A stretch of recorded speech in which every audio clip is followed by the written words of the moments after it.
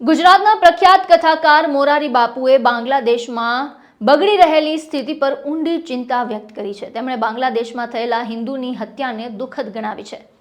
આંધ્રપ્રદેશમાં ચાલી રહેલી રામકથામાં મોરારી બાપુએ બાંગ્લાદેશની સ્થિતિનો ઉલ્લેખ કરીને કહ્યું કે ત્યાં હિન્દુ ખૂબ જ પીડા અને નુકસાનનો સામનો કરી રહ્યા છે। સાથે જ મોરારી બાપુએ સમાજ, સંગઠનો અને સરકારને આ મામલાને ગંભીરતાથી લેવાની અપીલ પણ કરી। મોરારી બાપુએ બાંગ્લાદેશમાં હિન્દુઓની દુર્દશા અને તેમના પર થઈ રહેલા હુમલાઓને લઈને ઊંડી ચિંતા વ્યક્ત કરી છે। આંધ્રપ્રદેશની રામકથામાં મોરારી બાપુએ કહ્યું કે બાંગ્લાદેશમાં પરિસ્થિતિ દિન પ્રતિદિન વધુ ખરાબ થઈ રહી છે।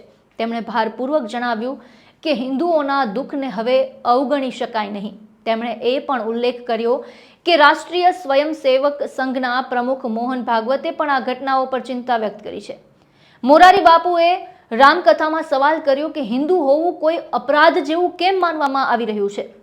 તેમણે પૂછ્યું, મને નથી સમજાતું કે આખરે હિન્દુઓની ભૂલ શું છે। હિન્દુ ધર્મ વિશે તેમણે કહ્યું કે હિન્દુઓની ઓળખ નમ્રતા અને વિશાળતા મૂર્તિમંત કરે છે।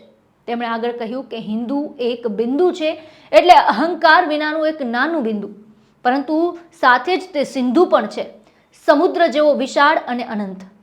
મોરારી બાપુનું આ નિવેદન બાંગ્લાદેશમાં હિન્દુઓ સાથે સતત થઈ રહેલી હિંસાના મામલે આવ્યું છે। આપને જણાવી દઈએ કે તાજેતરમાં જ તોફાની તત્વોએ એક હિન્દુ પરિવારના ઘરને આગ લગાવી દીધી હતી, જ્યારે ટોળાએ એક હિન્દુ વ્યક્તિની મારપીટ કરીને હત્યા કરી દીધી।